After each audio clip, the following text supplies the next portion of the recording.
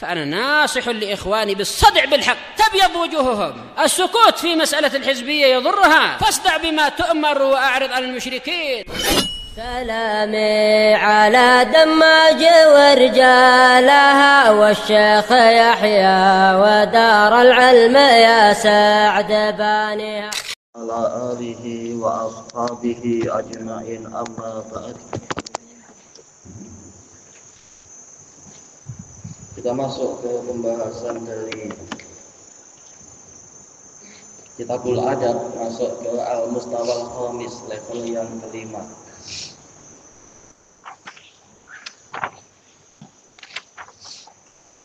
Yaitu di muka surat ke-11, yang mana juz pertamanya ini akan membahas berapa ini? 7 pembahasan ya. Yang pertama adabul thalibil ilm, yang kedua adabul masjid,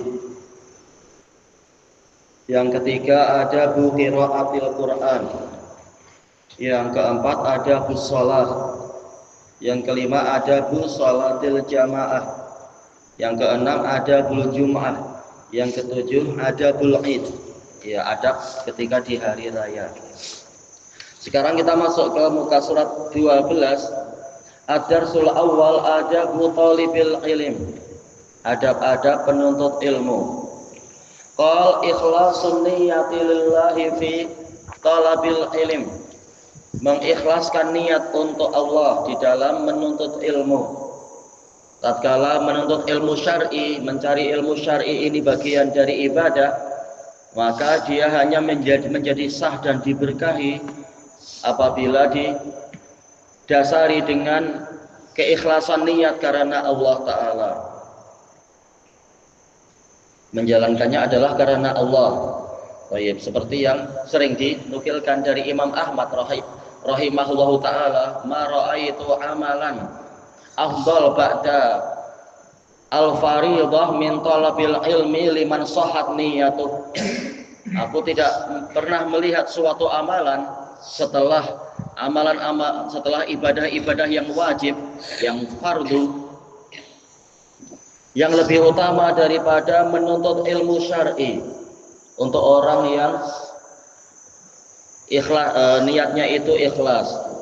Qil ya Aba Abdillah wa ma ikhlasuh, apa ikhlas di dalam niatnya itu? Qal, yaitu ayak sudah raf'a jahli nafsi wa jahli ghairi. Dia belajar tadi niatnya adalah untuk menghilangkan kejahilan diri sendiri dan kejahilan orang lain, sehingga ibadah didasari dengan ilmu. Qal an Amiril Mukminin Umar bin Al-Khattab radhiyallahu anhu qala sami'tu Rasulullah sallallahu alaihi wasallam yaqul innamal a'malu binniyah, hanyalah amalan itu sesuai dengan niatnya. Wa innama limri'in ma nawa, hanyalah seseorang itu akan mendapatkan apa yang dia niatkan. Faman kanat hijratuhu ila Allahi wa rasulih fa hijratuhu ila Allahi wa rasulih, barang siapa hijrahnya memang kepada Allah dan Rasulnya, maka nilainya tinggi sehingga layak disebut, yaitu dinilai hijrahnya memang kepada Allah dan Rasulnya. Wa man kanat hijratuhu ila dunya yusibuha, barang siapa hijrahnya adalah menuju ke dunia untuk dia dapatkan, awi imraati yatazawwajuha, atau demi wanita yang hendak dia nikahi, fa hijratuhu ila ma hajara ilaih, maka saking hinanya sehingga tidak layak disebut hijrahnya menuju kepada apa yang menjadi tujuan hijrah dia. Tayyib. Syarahnya telah disebutkan oleh Imam Ibnu Rajab Al-Hambali rahimahullah di dalam Jami'ul Ulum wal Hikam. Maka niat ini sangat penting, sebagaimana yang beliau nukilkan dari Al-Imam Ibnul Mubarak rahimahullah ta'ala, rubba amalin saghirin tu'azzimuhun niyyah, ada amalan yang kecil tetapi dibesarkan oleh niatnya. Wa rubba amalin kabirin tusaghiruhun niyyah, ada juga amalan yang besar tetapi dikecilkan oleh niatnya. Ini menunjukkan pentingnya masalah ini. Makanya diriwayatkan dari Mis'ar bin Qidam Ar-Ru'asi, demikian pula yang sebelum beliau yaitu Ma'mar ibnu Rashid Al-Basri, beliau mengatakan, kunna natlubul ilma li ghairi niyyah fa'aba alaina. Taib. Kami dahulunya menuntut ilmu tanpa ada niat. Fa'aba alainal ilmu illa bin niyyah. Maka ilmu enggan untuk kami dapatkan kecuali dengan niat yang benar. Nah, dengan belajar tahulah dia bahwasanya pelajaran akan sia-sia kalau tidak dengan niat yang benar. Lihat apa yang harus diterjemah ditulis. Kemudian at-taqwim, penilaiannya. Yang pertama, hal tatlubul ilma min ajlil mal. Apakah Anda belajar demi meraih harta? Jawabannya apa? Wala. Untuk ilmu-ilmu syar'i diharapkan belajarnya adalah karena Allah Ta'ala, demi menolong agama Rasul, memelihara warisan Nabi SAW, yang dengan itulah kita terbimbing di dunia dan selamat di akhirat. Adapun kalau belajar ilmu duniawi, jelas rata-rata tujuannya adalah demi mencari harta di dunia dan agar tidak diburuk-burukkan orang, tidak dipandang lekeh, dipandang remeh oleh orang, semata-mata urusan duniawi. Baik. Nasyat, berarti apa nasyat itu? Kerajinan ya. Uzkur ba'dal ayatil lati tadullu ala anna Allaha amarana bil ikhlasi lahu bil ibadah. Sebutkan beberapa ayat yang menunjukkan bahwasanya Allah memerintahkan kita untuk ikhlas, mengikhlaskan ibadah kepadanya. Siapa yang boleh membantu? Ya. Aywa. Wa ma umiru illa liya'budullaha mukhlishina lahuddin. Baik, tidaklah mereka diperintahkan kecuali agar mereka menyembah Allah dalam keadaan memurnikan agama ini. Agama berisi ketundukan dan ketaatan untuknya. Hunafa, dalam keadaan lurus, yaitu mu'ridina 'anil batil wa muqbilina 'alal haqq, berpaling dari kebatilan dan menumpukan perhatian kepada kebenaran. Bukan dalam keadaan makan hunafa. Sekarang aneh, nama yang begitu agung jadi nama makanan. Siapa yang tahu dalil lain ya? Itu baik juga ya. Wa ma khalaqatul jinna wal insa illa liya'budun. Tidaklah aku menciptakan jin dan manusia kecuali agar mereka menyembahku. Berarti barang siapa melakukan ritual-ritual keagamaan tetapi bukan demi Allah, berarti dia tidak ikhlas. Ada lagi? Sih boleh juga, cuma perlu tafsir yang agak panjang. Katakanlah Allah itu satu. Cuma perlu apa? Takwil yang agak panjang. Dalil yang lain? Ya.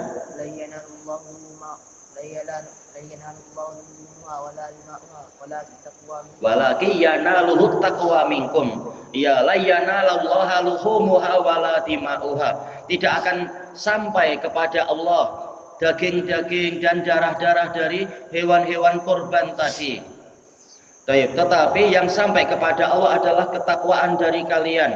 Jelas ketakwaan yang tertinggi adalah yaitu tauhidullah, sebagaimana yang disebutkan di dalam surat Al-An'am tatkala menyebutkan wasiat yang pertama adalah yaitu tidak menyembah kecuali kepadanya, sampai kepada kalimat Allah dzalikum wasaqum bihi la'allakum tattaqun. Yang demikian itu Allah wasiatkan pada kalian agar kalian bertakwa.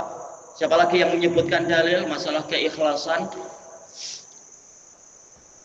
Oh ya. Itu boleh juga. Dan bahwasanya masjid-masjid adalah milik Allah. Baik masjid di sini adalah yaitu alat-alat atau anggota sujud atau yaitu tempat-tempat sujud. Itu adalah milik Allah. Maka jangan berdoa bersama Allah kepada yang lainnya.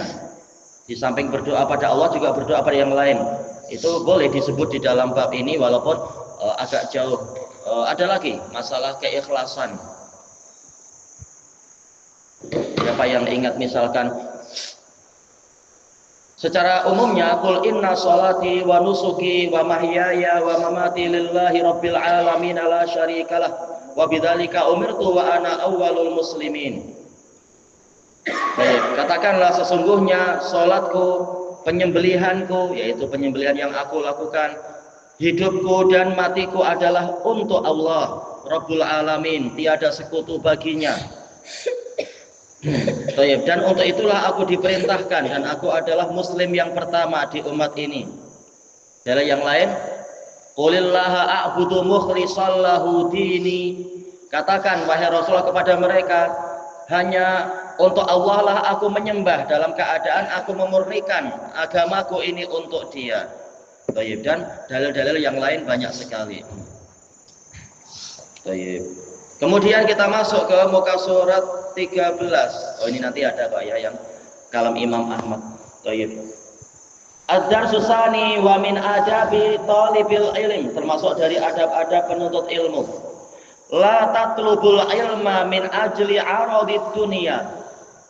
Janganlah engkau mencari ilmu demi kesenangan dunia. Arad yaitu matomi, yaitu kesenangan-kesenangan, hasrat-hasrat duniawi, atau arad bermakna had, yaitu keuntungan duniawi. Terkadang arad artinya adalah mal, yaitu harta benda. Arad. An Abi Hurairah radhiyallahu anhu qala Rasulullah sallallahu alaihi wasallam, inna awwalan nasi yuqda yaumal qiyamah. Sesungguhnya orang yang pertama diberi keputusan pada hari kiamat.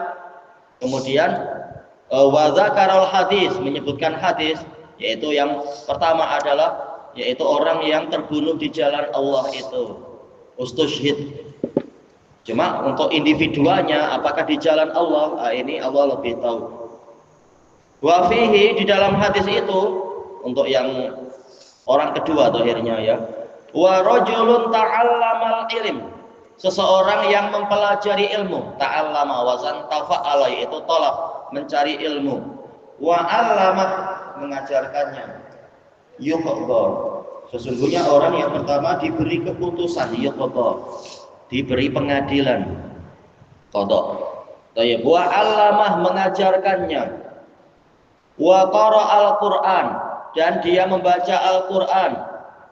Fa'utiya bih, kemudian dia pun didatangkan, yaitu didatangkan kepada Allah Ta'ala. Fa'arrafahu ni'amah, Allah memperkenalkan kepadanya kenikmatan-kenikmatan yang dia berikan kepadanya. Fa'arrafaha, kemudian dia mengenali nikmat itu. Iya, saya dulu diberi badan yang sehat, akal yang jernih, hafalan yang kuat, lidah yang bagus, dan seterusnya, pendengaran yang kuat juga, istilahnya alat-alat untuk meraih ilmu dan qiraah. Qal fama amilta fiha, lalu apa yang engkau amalkan di dalam kenikmatan-kenikmatan tadi, kenikmatan ilmiah? Qal ta'allamtul ilma wa 'allamtuh, saya mempelajari ilmu dan mengajarkannya. Wa qara'tu fikal Qur'an, dan saya membaca Quran karena engkau. Fi di sini fi sababiyah, yaitu demi engkau ya Allah. Pengakuannya demikian. Qala kadzabta, Allah mengatakan engkau dusta. Jadi yang terpandang memang bukan semata-mata ucapan, tetapi bukti-bukti di lapangan. Walakinnaka ta'allamtal ilma liyuqal alim, tetapi engkau mempelajari ilmu agar dikatakan sebagai orang alim. Wa qara'tal Qur'an liyuqal huwa qari, dan engkau membaca Al-Qur'an agar dikatakan dia qari. Jelas menjadi orang alim ini derajatnya tinggi, tapi jangan menjadi tujuan agar orang-orang mengatakan begitu. Baik. Demikian pula menjadi qari ini amalan yang sangat agung, tapi janganlah membaca Quran agar dikatakan oleh orang-orang demikian dan demikian. Makanya yang terpandang bukan ucapan orang, tetapi yang terpandang adalah apa yang ada di sisi Allah Ta'ala. Perkara nanti orang memuji atau apa, tilka ajilu busral mu'min, kata Nabi SAW, itu adalah kabar gembira untuk mukmin yang disegerakan, bukan untuk untuk menjadi cita-cita agar dikatakan ini dan dikatakan itu. Tapi biar Allah yang mengatur. Faqad qil, maka sungguh telah dikatakan itu untukmu waktu di dunia.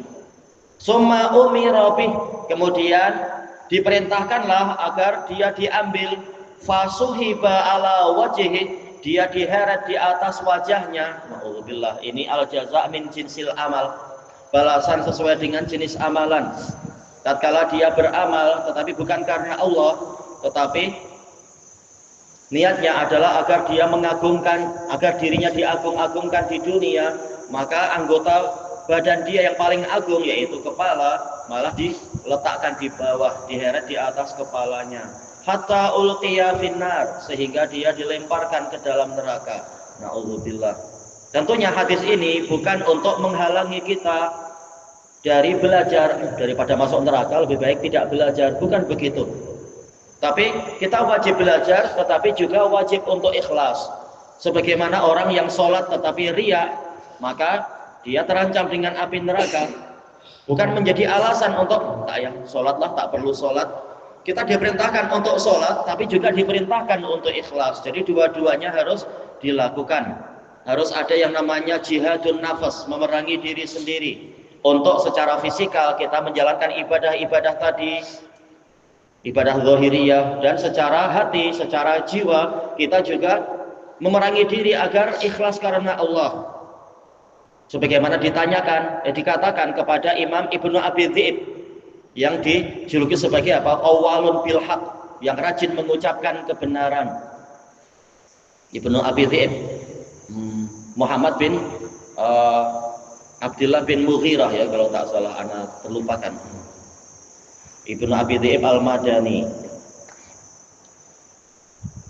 Dikatakan ketika beliau rajin untuk amar ma'ruf nahi mungkar, maka beliau dikatakan, innama anta mura'i, kamu ini orang yang riya. Maka beliau mengatakan, ana mura'in wa man nafsu fi aini illa mithlu hadza. Apakah saya ini riya? Manusia dalam pandangan mata saya tidak ada kecuali seperti ini. Nah, beliau mengambil ranting, kemudian ditunjukkan kecil ranting itu. Iya, Allah yang maha besar, manusia seberapa? Bukan berarti kita menghina manusia, karena orang mukmin dia memandang semua makhluk itu kecil di hadapan Allah Ta'ala, dan memandang diri sendiri lebih kecil dan lebih rendah daripada orang-orang lain. Bukan niatnya menghina orang lain, tetapi yang selain Allah kecil, Allah lah yang maha besar. Jadi amalannya karena Allah, bukan karena mencari pujian manusia atau menghina manusia, bukan. Tayyib, ini tadi rawahu Muslim. Qila lil Imami Ahmad rahimahullah haditsna an afdhalil a'mal. Ditanyakan kepada Imam Ahmad, ini pun secara makna juga ya periwayatannya. Talabul ilm, yaitu menuntut ilmu. Qila liman, untuk siapa? Liman sahhat niyatuh, untuk orang yang niatnya benar.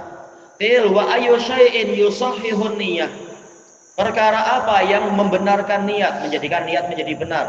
Qal yanwi ayyatawadha'a fi wa yanfi anhul jahl, dia meniatkan untuk merendahkan diri di situ dan menghilangkan darinya kejahilan. Baik, takwim, penilaian. Yang pertama, hal tatlubul ilma min ajli syuhrah, apakah engkau menuntut ilmu karena kemasyhuran, ya? Naam atau la, atau mau tanya? Coba nanti anak pastikan, insya Allah habis asar, waktu darus asar disebutkan insya Allah. Kalau tak salah sih Muhammad bin Abdurrahman ibnul Mughirah ya, tapi nanti anak pastikan lagi insya Allah. Ya, ya jawabannya adalah la. Ya, bukan untuk itu, tapi betul-betul murni karena Allah Taala. Baik. Ada hampir sebulan yang lalu ya, ada orang dari luar negeri menghubungi mengatakan Syekh Abdul Raqib Al-Kaukabani pernah datang ke negeri kami. Ana membaca ke beliau Al-Quran dari awal sampai akhir, dan ana minta ijazah ke beliau, tapi beliau sibuk, dan ana tahu engkau punya banyak ijazah, tolong ana diberi ijazah ya. Nah, kalau memang menurut engkau saya ini layak, tolong beri semua ijazahmu. Karena dalam situasi ma'ruf, anak sedang ditahdir, tahu-tahu dia mau minta ijazah, tentunya oh ini berarti dia menghargai saudaranya.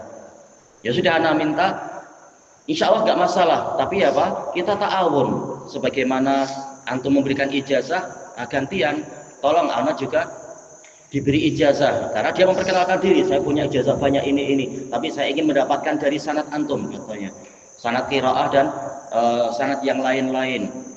Ya sudah, jadi ta'awun kan, muslim ta'awun.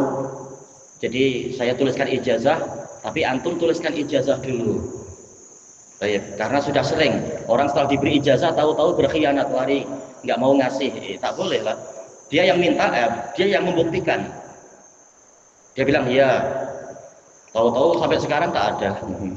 Malah seringnya menampilkan kepandaian qiraah dia di status dia dan seterusnya. Dan tentunya tidak boleh. Tapi Allah lebih tahu niatnya dan seterusnya. Kalau niatnya mengajari orang itu baik, tapi kalau membayangkan dan menggambarkan saya qiraah saya sekian, harusnya dulu ulama salaf mengatakan hendaknya seseorang itu di dalam perjalanannya selalu membawa buku ini, buku ini, buku ini. Tahu-tahu dia menulis, sedangkan saya tidak pernah terpisah dari buku ini, buku ini, buku ini, seakan-akan ingin menunjuk diri. Tahu-tahu setelah itu menulis juga di status, aduhai seandainya saya tidak terkenal, siapa yang nyuruh engkau memperkenalkan diri ke orang-orang? Tahu-tahu seandainya saya tidak terkenal. Ya, kembali ke niatnya. Kalau niatnya lillah tidak perlu seperti itu. Tapi kalau ada orang bertanya, dijawab, dibantu tanpa harus menunjuk-nunjuk diri. Yang kedua, mahiyan niyatus shalihah fi talabil ilm, ya rahimakallah. Apa itu niat yang benar di dalam menuntut ilmu? Jawabannya apa? Ya, tadi sudah. Ya.